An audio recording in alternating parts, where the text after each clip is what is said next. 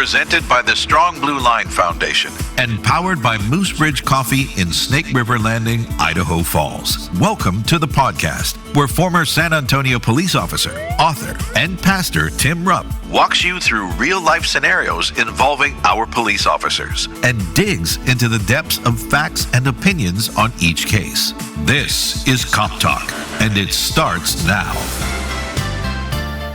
Hello, welcome to Cop Talk, the radio show and podcast of the Strong Blue Line. I'm Tim Rupp, your host, and here with me in the studio is the operations manager for the Rev.FM, Mr. Gary Austin. Hello, Gary. Hi, Tim Rupp. Gary, you ready to take a trip today? Yeah, let's do it. We're going to be tripping back to the 1960s and 70s. Oh, okay. Yeah, we're going to be talking about psychedelic drugs. Can you believe that, man? I mean... Yes, ooh. I can't believe we're talking about that. I can't believe you wore that tie-dye T-shirt, Gary. Come on, man. You got the love beads. Heads up. You got the love beads going on. I'm kidding. Gary is not wearing a tie-dye T-shirt.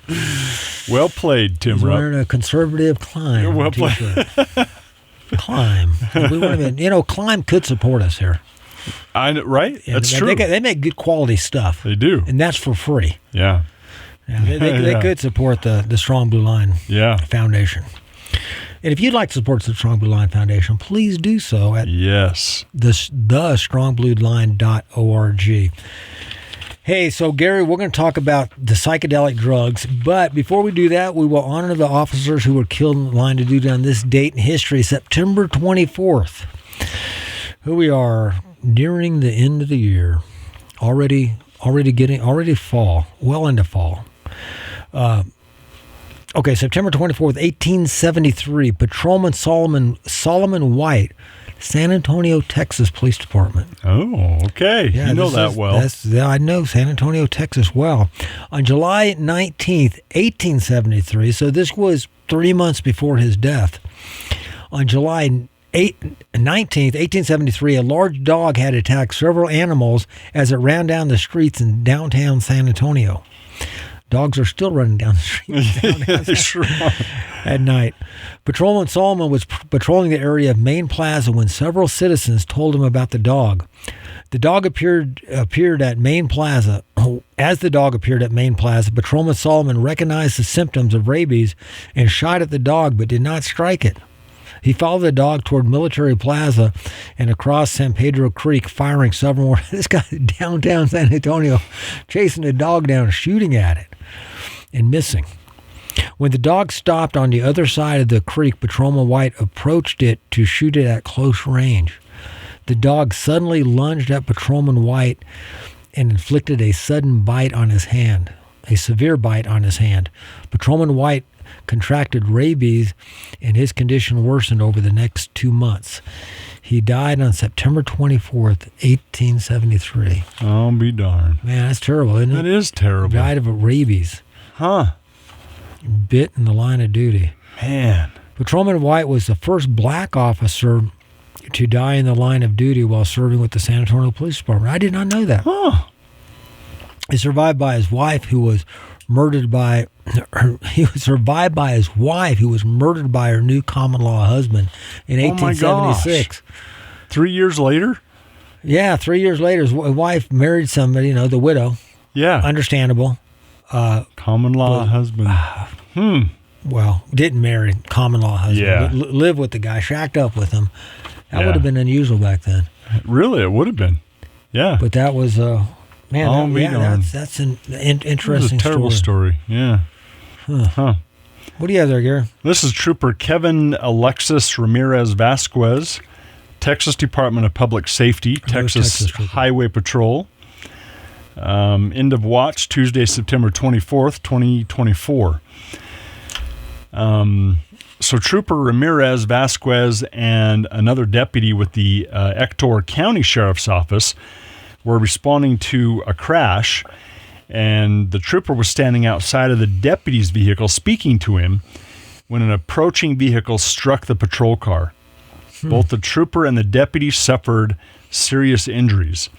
Trooper Ramirez Vasquez was transported to a local hospital before being flown to another hospital where he succumbed to his injuries on this date in history, 2024. In a final act of service, Trooper Ramirez Vasquez's organs were donated. So that's cool. Are you an organ donor? I am. Tim? Yeah, I am too. Yeah. The driver was charged with 2 counts. This is interesting. 2 counts of aggravated assault with a deadly weapon, which, because the car was, was used as a weapon. But a public servant, deadly weapon on a public servant. When an investigation revealed she was on her phone at the time and only applied her brakes 1.5 seconds before hitting the patrol vehicle. Texting and driving, or watching something on the phone or something. Yeah. It's sad, for the officers, sad for anybody, because she could have hit somebody else. Yeah. And instead of an officer, but still just as sad that how serious that texting and distraction is. You got to be careful. You really do. And how old was this officer? He was 25. And his tour was only 1 year. 1 year. So I remember hearing about that last year when that came out, and that is so terrible. I cannot say I never get on my phone when I'm driving. Mm-hmm. But one thing I do, if I'm looking, like somebody calls and I look at my phone, I hold it up in front of me. Yep. Where I can see I see people, their phone's in their lap, and they're looking down in their lap driving. Mm-hmm. I had a guy who was on my motorcycle, and the car was drifting into my lane. Oh. And I could see the guy was looking down. He looked up. I was like, that's come horrible. On, man. That's just... be so careful. That's why they have, they made laws. They really didn't need to make laws against this because there are already laws of distracted driving. Yeah.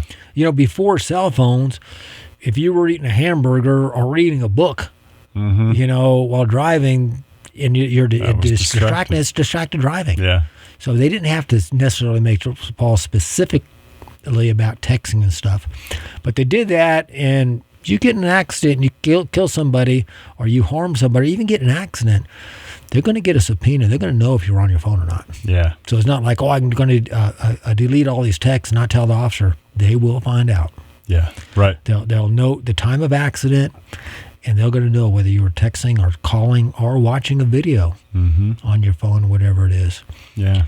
So, man, just be careful driving. Yes, and you never know. One thing I wanted to clarify, I'm not a donor, organ donor yet. I'm a potential. Oh. I haven't right. Okay. Not until I die, Gary. Okay. All right. Yeah. But yes, good clarification. But my organs are getting old, so I don't, Oh, hopefully by the time I die, they will be too old for somebody to use. You never know. But yes, I've signed the back of the driver's license that yes, you can take my organs.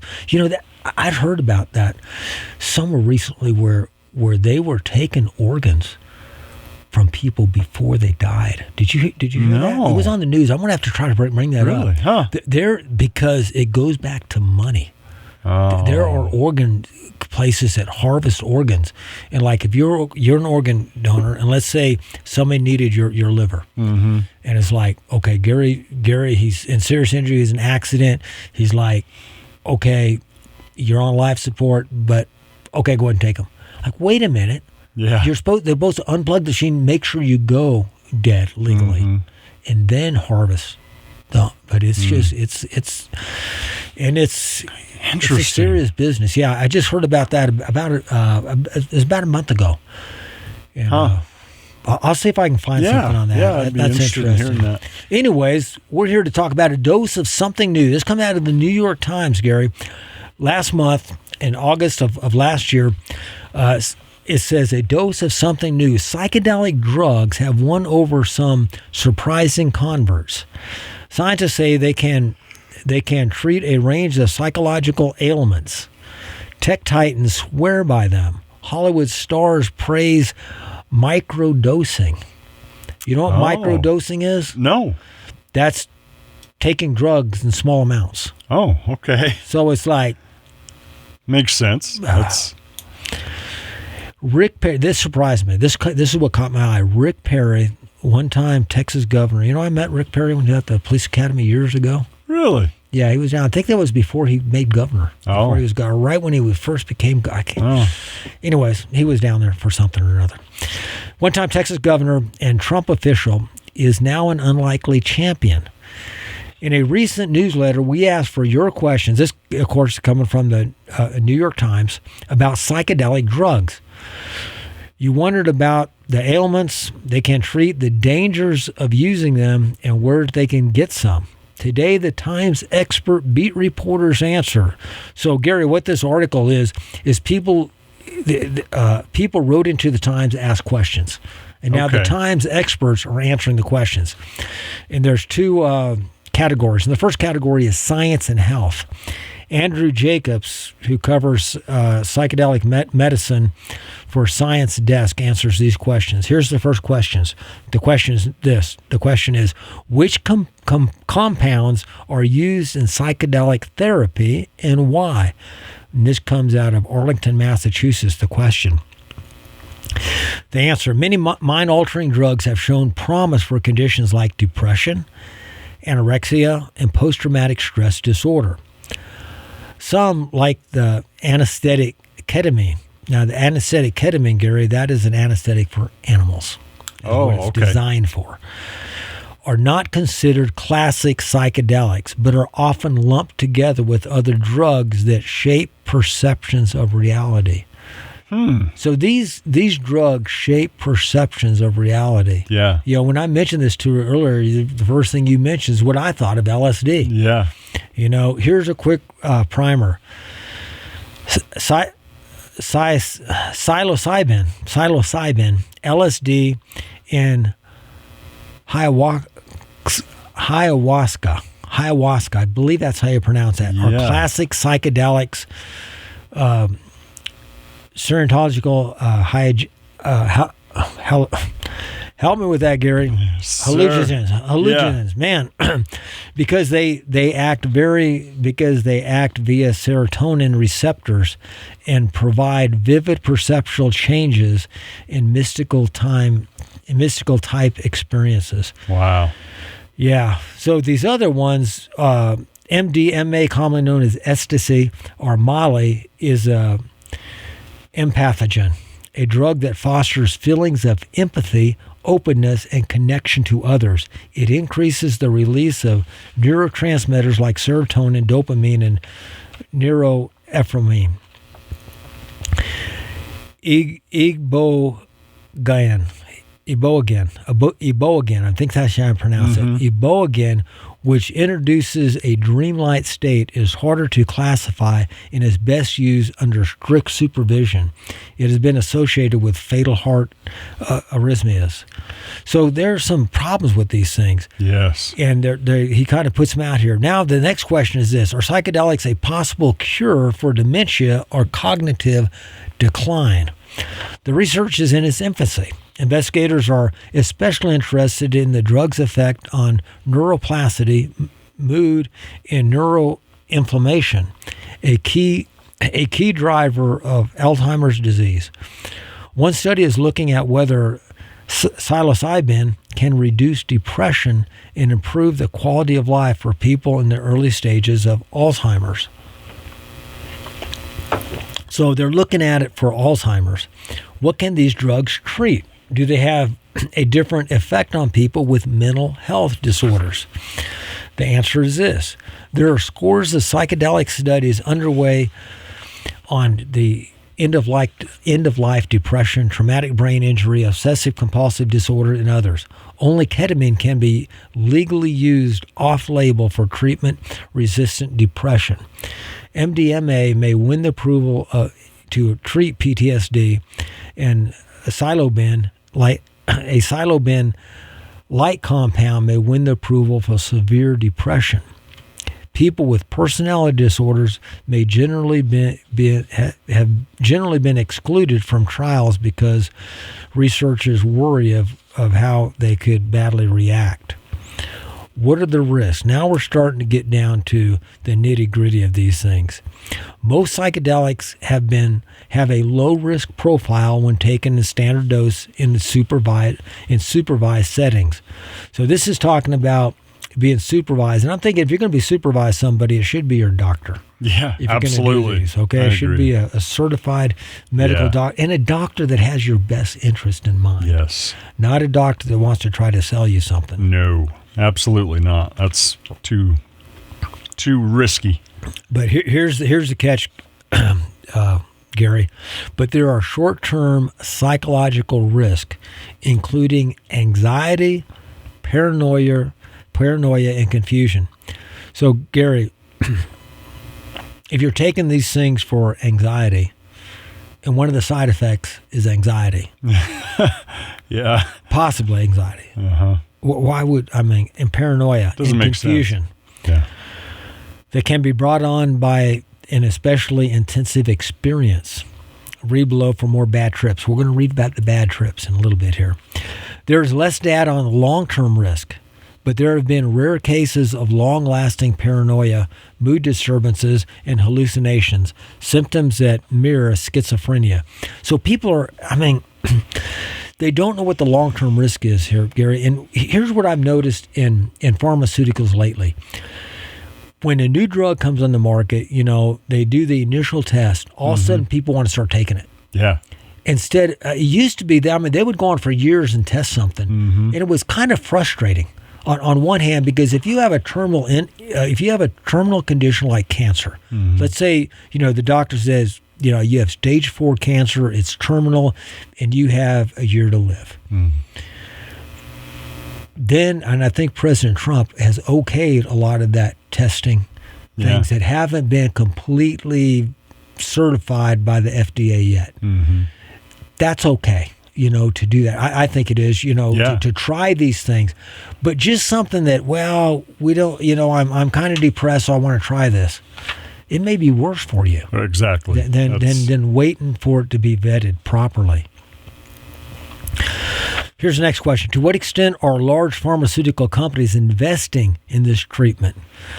Today, most compounds are made by startup, small, independent players. As the government signs off on more uses, though, the big drug makers will likely muscle in. Surprise, surprise. Gary. Yeah, exactly. It says a $3 billion marketplace is now expected to be worth $8 billion by 2032. Oh, my goodness. So in 7 years, it's going to more than double. Yeah. But there are some limitations. Many drugs can't be patented because, like psilocybin mushrooms, these are mushrooms, they occur naturally. Others, like LSD, are old and have exceeded patent protection. Pharmaceutical companies may try to qualify for new patents, but are by tweaking an existing drug's molecule makeup or delivery methods. So what they'll do, since they can't patent LSD because it's been around, they'll just take LSD, mess with it a little bit to make it different, and then patent it. Yeah. Well, what are they doing messing it up? Yeah. How's that going to affect the drug? Exactly. So some of the health issues, now they go into law and culture. And Ernesto Landonio, I guess that's how I pronounce his name, answers these questions. The first question is this: do we know how many Americans use psychedelics, and what age groups do they belong to? The answer: it's rising, especially among young adults. That's not surprising. Last year, 10% of people between the ages of 19 and 30 report having used psychedelics in the past year. That's a lot, Gary. That 10% really is. of people using psychedelics. Yeah. And them are the only ones that's reported. So Right. if somebody's using them, I'm not going to say anything. So how many is that? Is that 20%? Yeah, is we it don't only know. 10%? And that's an all-time high. Uh-huh. He says, pun intended. More than 5% of the older population say the same, a fivefold increase from 2019. So in just 6 years, it's fivefold increase. Here's the next question. I recall hearing stories in my youth about people who became stuck on trips, sometimes taking a single dose and winding up committed to an institution. Does this actually happen, and how often? Bad trips take many forms. On rare occasions, people can experience disordered perception and struggle to perform certain tasks for days or even months. That's a long time. That's a long time. This phenomenon is called hallucinogen persisting perception disorder. They got disorders for everything, Gary. Yes, they do. And scientists don't understand what causes this. That's encouraging. Mm-hmm. One example, hear this, Gary. An off-duty Alaska Airlines pilot had a breakdown during a flight in 2023. I remember that. After taking mushrooms and is accused of trying to crash the plane. Mm-hmm. Boy, how encouraging is that? Your airline pilot is taking psychedelics. More common bad trips involve revisiting traumatic memories, feeling deep grief, or experiencing fear similar to a nightmare. So you're trying to get these things off your mind, and they bring it up even more vivid. Yep. That's crazy. Is there a way to avoid taking a bad trip? Now, that's a great question. There are steps people can take to make these experiences safer. I would interject here, Gary, just don't take a trip. Exactly. And you won't have a bad one. No. I can guarantee you that. Anyways, and less likely to induce panic. For starters, having someone sit with you, an experienced ethical guide. Now, what's an experienced ethical guide? That doesn't sound like a medical doctor to me. Does not to me either. Can make a huge difference. Unfortunately, hucksters are abound. Also, be mindful about dosing. Start small, particularly if you're prone to anxiety. Gary, you have teenagers. Mm-hmm.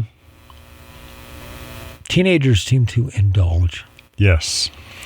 Would you like when you dole out the ice cream, especially younger people that are younger, you give them 1 scoop or 2 scoops or whatever. Exactly. You don't give them the bucket and say, "Help yourself." No.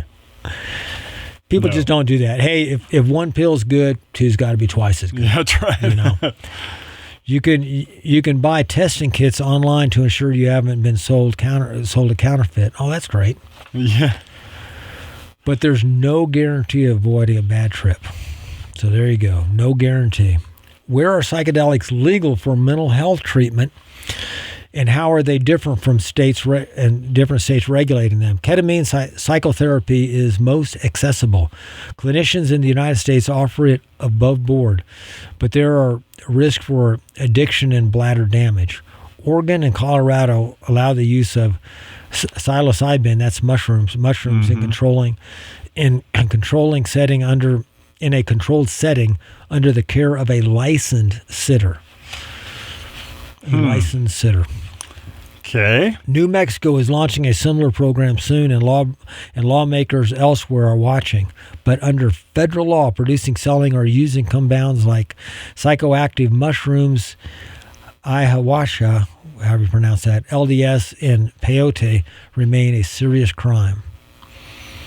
How do you gain access to these spiritual medical interventions without leaving the country or running afoul of the law? So this is trying to find a loophole. That's what they're trying to do here. Right. Yep. The Drug Enforcement Agency, the DEA, grants a handful of groups permission to import and administer psychedelics under religious freedom laws. The Native American Church got special dispensation in the 1980s for its religious use of peyote. Eventually, the DEA granted exemptions to churches in Oregon, Arizona, and Washington State. It's surprising, these states. Yeah. Did these shock you, Gary? No. They consider that word again. Ayahuasca. A potent Amazonian brew that contains DMT, a sacrament. In recent years, many psychedelic enthusiasts who had operations on the ground have begun offering retreats and ceremonies after registering as churches. So some of these people are saying, I'm a church, I want to use this stuff, and it's part of our religious sacraments. Gary, what do you think about all that psychedelic junk? It is very psychedelic to me, Tim. It's crazy. It is a mess. It is just like controlled prescriptions, controlled medications, I guess as they call them. They interact different with people, and so just like these, they're just not safe. You don't know. How many times have you talked to people? Well, I take ibuprofen. Like, well, I can't take it because it makes me nauseated. Exactly. Or I can't. Yeah, I've taken it. It doesn't do anything for me. Yeah. Or if I take it, it has so.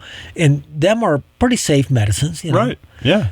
But this is something like, well, I can't take that because it kills me. Yeah. How do you know until you take it? Or do you take it this trip and it's like, well, he's in the mental hospital now because he's been tripping for months. Yeah, and it's very frightening to think about those drugs, psychedelic drugs, becoming okay, to normalize them because of the people out on the streets driving right next to you who you just don't know. I mean, this thing with legalizing marijuana, how's that turning out? A lot of these states that are sanctuary states for drug, they're going back on that and closing that stuff. Yeah, it's Oregon, causing problems. They are. People are dying from that stuff. Hey, thanks for listening in. If you have a topic or question you want to address in a Cop Talk, send me an email. You can email suggestions, questions, comments, or complaints to coptalk@therev.fm. That's coptalk@therev.fm. Not from the good book. But as for you, always be sober-minded. Thanks for joining us and helping to make the thin blue line a strong blue line. Cop Talk is presented by the Strong Blue Line Foundation and sponsored by Moose Ridge Coffee in Snake River Landing, Idaho Falls. Questions and comments are always welcome by email to coptalk@therev.fm. Listen, follow, leave a review, and share this podcast on Spotify, Apple Podcasts, Amazon Music, or YouTube. And visit thestrongblueline.org to learn how you can be a supporter. Cop Talk is a Rev FM production, produced and edited by Gary Austin. Thank you for joining us on Cop Talk.